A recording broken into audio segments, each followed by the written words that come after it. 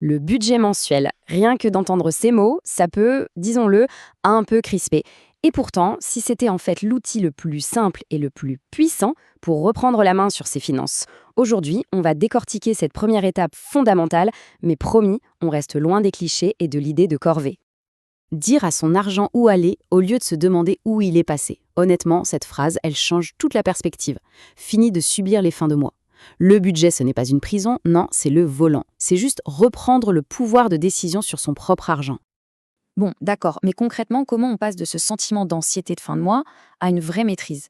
C'est exactement ce qu'on va voir en quelques étapes très, très concrètes. On connaît tous un peu cette sensation, n'est-ce pas? Arriver à la fin du mois, regarder son compte et se dire «Mais où est passé l'argent?» C'est comme s'il s'était volatilisé. Eh bien, c'est ce petit mystère qu'on va résoudre. Parce qu'avant de construire quoi que ce soit des projets ou des investissements, il faut des fondations solides. Et la fondation, c'est de savoir exactement où va l'argent chaque mois. Le mot budget, il est souvent associé à des images pas très fun. Des tableaux Excel qui n'en finissent plus, des soirées entières à éplucher des relevés bancaires, bref, une vraie corvée. Mais l'objectif ici, ce n'est pas du tout de transformer sa vie en déclaration d'impôt. L'approche est bien, bien plus simple que ça. Et ça, c'est la réaction de Sandra. Et elle résume à la perfection ce que beaucoup de gens ressentent. On a cette envie de liberté financière, mais elle se heurte à ce qui ressemble à une énorme contrainte. On veut le résultat, bien sûr, mais sans passer par cette première étape qui est perçue comme une punition. Cette réticence, cette impression d'être face à une montagne infranchissable, c'est une expérience vraiment très commune. Mais la bonne nouvelle, c'est qu'il y a une approche beaucoup plus douce et beaucoup plus simple. Allez, on passe du problème à la solution. Voilà une méthode toute simple, en 3 petites étapes.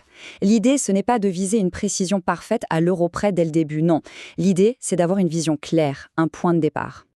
Le processus est super logique. D'abord, on jette un œil dans le rétroviseur. Mais pas trop loin.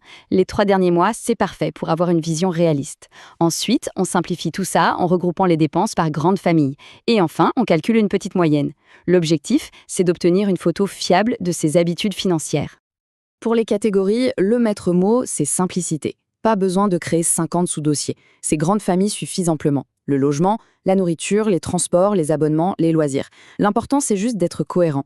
Par exemple, un abonnement à une plateforme de streaming, ce n'est pas une dépense vitale. Ça va donc dans abonnement ou loisirs, pas dans les factures fixes.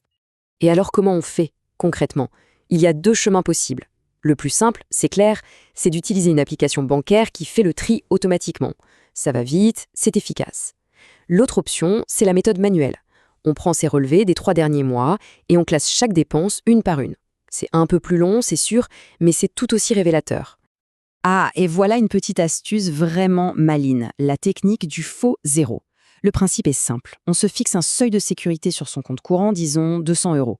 Et ce montant devient notre nouveau zéro. Si le solde tombe à 190 euros, l'alarme mentale se déclenche, bien avant d'arriver au vrai découvert et de payer des frais. C'est un super garde-fou, à la fois psychologique et financier. Revenons à notre amie Sandra. Après avoir un peu râlé, elle s'est quand même lancée. Et c'est là que ça devient intéressant. Le moment où les chiffres apparaissent, noir sur blanc, c'est souvent un vrai déclic. Ce qui est génial ici, c'est de voir la transformation. La frustration du début se change en un cocktail, un mélange de colère, du genre « sérieusement, j'ai dépensé autant là-dedans ?» et en même temps de motivation. C'est cette prise de conscience qui donne l'énergie de vouloir changer les choses. Le mystère est enfin résolu et le contrôle redevient possible. Et voilà le résultat concret pour Sandra. Ses dépenses moyennes chaque mois, 1400 euros. On voit que le loyer, c'est une grosse part, normal, mais le chiffre qui saute aux yeux, c'est celui-là, le poste autre, 500 euros. C'est plus d'un tiers de son budget. C'est là, précisément, que se cache l'argent qui disparaît. Les cafés par-ci, les achats impulsifs par-là, les petits extras, c'est la mine d'or pour trouver des économies potentielles. Parfait. Alors, pour finir, résumons les quelques principes vraiment clés à garder en tête pour que cet exercice soit un vrai tremplin et pas une contrainte de plus. Le mot d'ordre, c'est la simplicité. On cherche à faire un budget simple avec des catégories larges. On se base sur la moyenne des 3 derniers mois pour que ce soit réaliste. On se protège avec une petite marge de sécurité, le fameux faux zéro. Et si possible, on utilise la technologie pour se faciliter la vie. Le but, c'est d'y voir clair, pas de devenir expert comptable. On termine là-dessus. On imagine souvent que pour atteindre de grands objectifs financiers, il faut des stratégies hyper complexes.